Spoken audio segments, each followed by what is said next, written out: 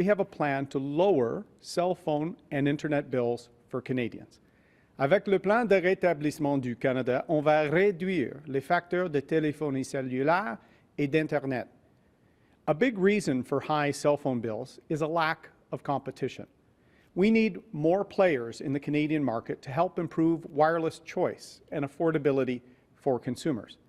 But Canada currently bans foreign companies from competing here, leaving Canadians with limited choice and higher prices. Canada's Conservatives will allow foreign companies from places like Europe and the United States to offer cell phone and Internet service here. We'll let in companies from countries that allow our companies to compete in their markets. Un gouvernement conservateur va permettre aux entreprises de l'Europe et des États-Unis d'offrir des services de téléphonie cellulaire et d'Internet au Canada. Et on va permettre à nos entreprises de faire concurrence sur les marchés étrangers. This will mean more choice and lower prices for Canadians and help ensure that all Canadians have access to high-speed Internet service. Let me also be very clear. Canada's Conservatives will stand up to corporate Canada and reject mergers that substantially reduce competition and lead to layoffs and higher prices. And we will help lower prices by ensuring that local and regional players have access to the spectrum they need. Je vais être très clair. Les conservateurs vont tenir tête aux grandes entreprises canadiennes. On va refuser les fusions qui réduisent la concurrence, qui entraînent des mises à pied et qui augmentent les prix. Pour réduire les prix, on va s'assurer que les fournisseurs locaux et régionaux ont accès au spectre dont ils ont besoin. To help Canadians living outside our big cities, we'll also connect all of Canada to high-speed Internet by 2025. Justin Trudeau's current federal target won't deliver universal high-speed Internet until 2030. Canadians can't wait 9 more years. Pour aider les Canadiens qui vivent en milieu rural, on va connecter tout le Canada à Internet haute vitesse d'ici 2025. Mais avec Justin Trudeau, les Canadiens vont devoir attendre. Le chef libéral planifiait de connecter le Canada uniquement en 2030. Les Canadiens n'en peuvent plus d'attendre, encore moins un autre 9 ans de plus. Canada's Conservatives will always put the interests of Canadian consumers first. We will deliver more competition, more reliability, and more affordable options for families and businesses. Canada's Conservatives are the only choice to secure the future and ensure affordable cell phone and Internet service for you and your family. Seuls les conservateurs vont offrir des services de téléphonie cellulaire et d'Internet abordables. Seuls les conservateurs vont agir pour l'avenir. Together, we will secure the future for Canadian families. Merci beaucoup. Thank you very much. We will now be taking questions. Allons maintenant prendre les questions. First question. Glenn McGregor, CTV News. Mr. O'Toole, you spent more time in this room on the election campaign than anywhere else in the country, and you've been insulated from the kind of scenes that we saw confront the Liberal campaign last night in London. But when you do go out, we don't see those kinds of scenes at your campaign. What is it you think about Mr. Trudeau that attracts that kind of anger, now even violence, people throwing gravel at him, that you don't? Well, let me repeat what I've said. It's completely unacceptable to see harassment of political figures, of media. We live in a great democracy, and let's act like we do. We can debate our ideas. I don't agree with the fact we're even having an election. I don't agree with Mr. Trudeau's approach on many things, but I respect his ability to be able to communicate with Canadians free of harassment, intimidation, and violence, and for our media to report on that. And we should remember the country we are, which is a great democracy, that we need to have an election that reflects that. We're trying to run in a pandemic election as safe of a campaign as possible. That's why we use our studio to talk about our recovery plan in person, in the studio, every day in a way that's safe and positive. C'est totalement inacceptable de voir l'harcèlement des candidats, des chefs de médias. Nous habitons dans une démocratie et on doit avoir un débat sur les idées pour notre avenir. Et pour moi, comme un chef dans une élection en pleine d'une pandémie, on doit utiliser notre studio, on doit avoir des événements sécuritaires parce que c'est très important de parler sur ma vision et notre plan pour le rétablissement du Canada, mais dans une manière sécuritaire dans une pandémie. Yesterday, you spoke about an approach of respect to people who have different opinions about vaccination. Having seen those pictures from last night and from the days previous, people yelling racist remarks, misogynistic remarks at supporters at Mr. Trudeau's events, do you really feel that way, that people should respect those opinions? I think we have to get as many people in this country vaccinated as possible. That's why every day, for the last year, I've talked about the need to have a steady supply of vaccines. Vaccines are safe and effective for use. And if people do have any questions, let's answer those questions and get people vaccinated. We have a target to try and get to 90% to get close to herd immunity so we can turn the page on COVID-19. I think that's what everyone wants. And let me reiterate, there is never an excuse to intimidate people, to promote violence, or to harass people, when in Canada we should have a healthy debate about the future of our country. That type of conduct is unacceptable towards anyone. So we're trying to run a positive campaign based on our plan, based on providing a roadmap to being better prepared for a pandemic in the future, and we're trying to conduct ourselves in a positive way and professional at every step. Next question. David Aiken, Global News. Good morning, Mr. O'Toole. You know, this may be our last chance to talk to you before we get into these debates, and I was kind of hoping, I think like many voters, we'd see some costs in your platform, a specific line-by-line item of the costs. I understand you were asked about this earlier, and you had some thinking about the PBO we're waiting on, but as you perfectly well know, you do not need to wait for the PBO to tell Canadians how much, for example, you're going to spend on rural broadband and everything else in your platform. So can you tell us what's the total bill for the spending? What's the total revenue that you're going to have in your platform? And when will we see that? When will you amend your platform one more time? Well, thanks, David. We launched our plan, Canada's Recovery Plan, on the first full day of this campaign. We think Canadians deserve a plan to get the country back on its feet, for jobs, for accountability, for leadership on mental health, for being more prepared in the future, and for getting back to balance over the course of the next decade. That is our commitment. We are making some spending priorities in a record way for our public health care system, for mental health, for addiction. But we're also going to get spending under control because the cost of living crisis families are facing is fueled in part by Mr. Trudeau's out-of-control spending. And when we launched our plan, we said we would have an update from the Parliamentary Budget Officer. We will have that, I hope, shortly.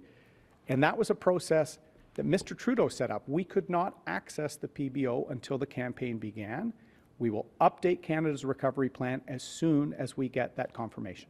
Okay, so that PBO excuse is like, sorry, the cat ate my homework kind of stuff. You perfectly well know you don't need the PBO to present a costing platform. We've had lots of elections without a PBO, and parties present the costs of their platform. Let me pick up on one more thing you just said. You said you're going to have balanced budget in the decade. Your platform talks assuming 3% growth. Where did that come from? Can you tell us who is telling you that this country is going to average 3% economic growth? Because I don't know of an economist that does. And can we speak to that economist who gave you that number? We have a very ambitious plan to get our country back on its feet, David. We are supporting people getting back to work in all sectors of the economy. We don't want to transition entire parts of our country, as Mr. Trudeau and Mr. Singh do. We want to help the highly affected sectors like hospitality, restaurants, travel, tourism that we've been advocating for a year that couldn't even get specific plans from Mr. Trudeau, who's just been kicking the can down the road with the same programs that were set up at the first wave, yet Mr. Trudeau didn't learn any of the lessons by the third wave.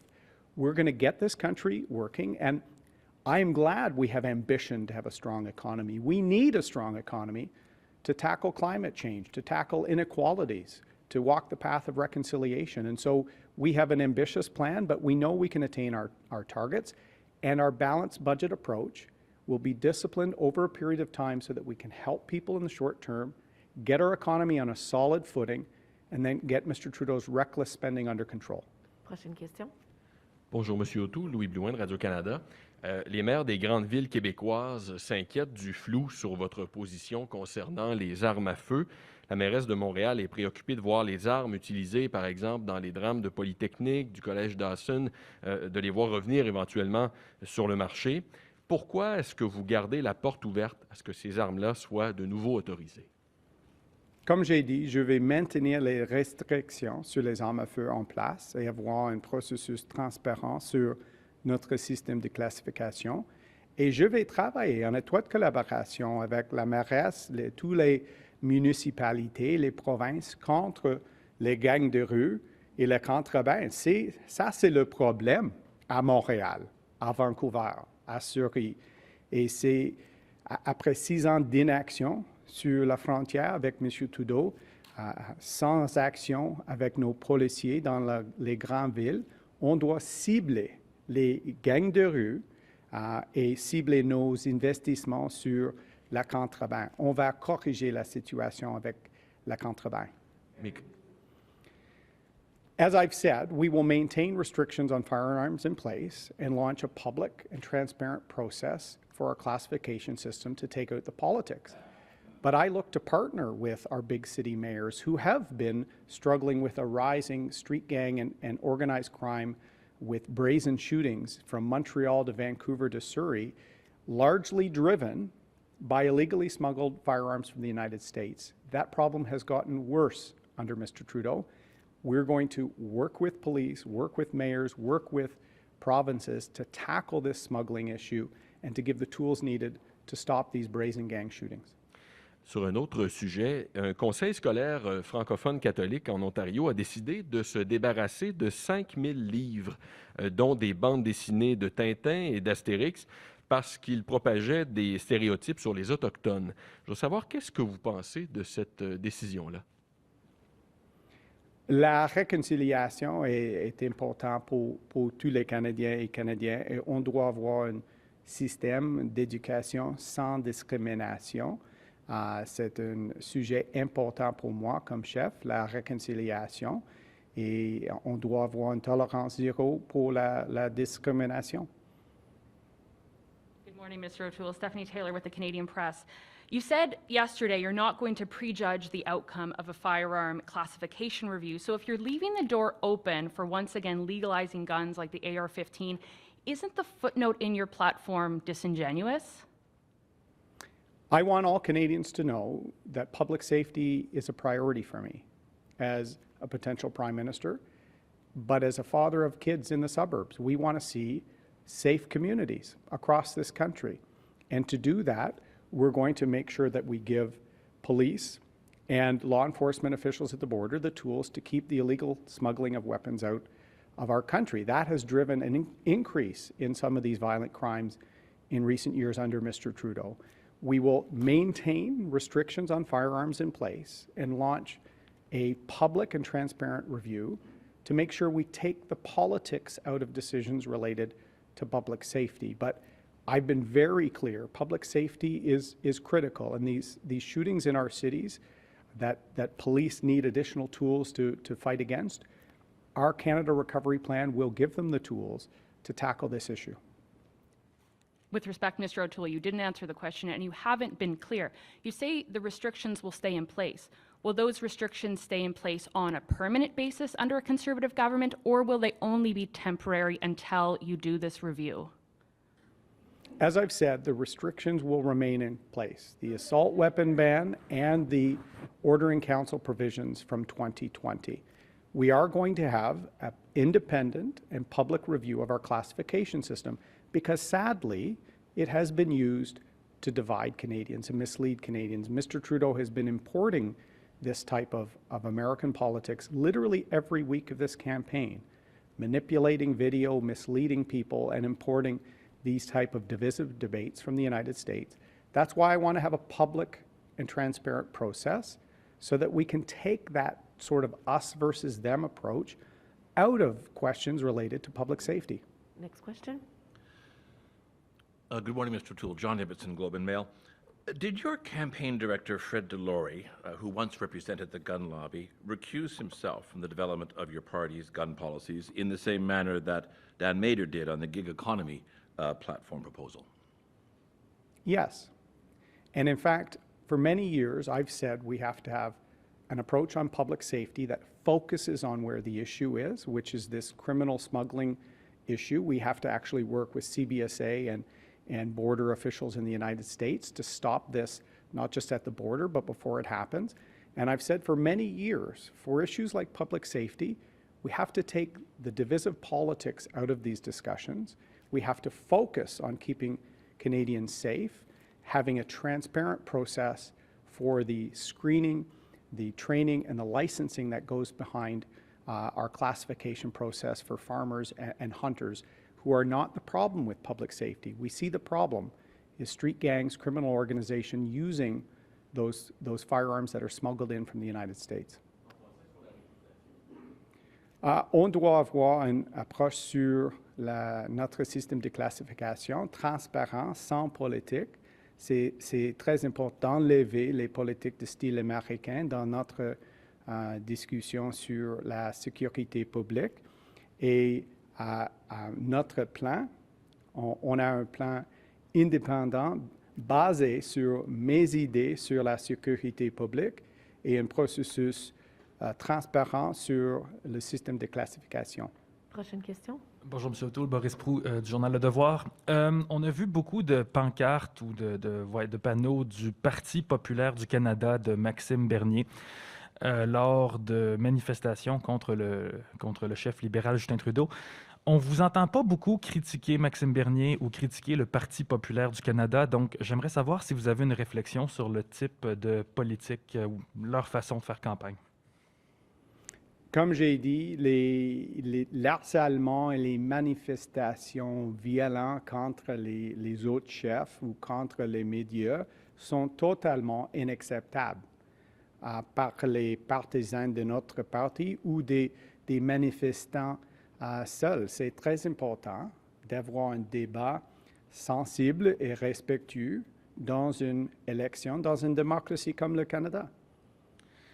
En suivi, vous avez dit tout à l'heure qu'un gouvernement conservateur va se tenir debout contre les grandes entreprises. J'aimerais savoir si vous avez une réflexion sur le gouvernement Harper, qui était au pouvoir évidemment jusqu'en 2015. Est-ce que le précédent gouvernement de Stephen Harper se tenait debout suffisamment contre les grandes entreprises, notamment pour la question des grandes télécoms? Je suis un nouveau chef avec une nouvelle approche sur la concurrence et c'est très important pour moi d'avoir plus de concurrence parce que ça va créer une diminution des prix pour les consommateurs. Et c'est pourquoi je vais arrêter les fusions entre les grandes entreprises si c'est mauvais pour les consommateurs. Plus de concurrence est excellent pour notre pays.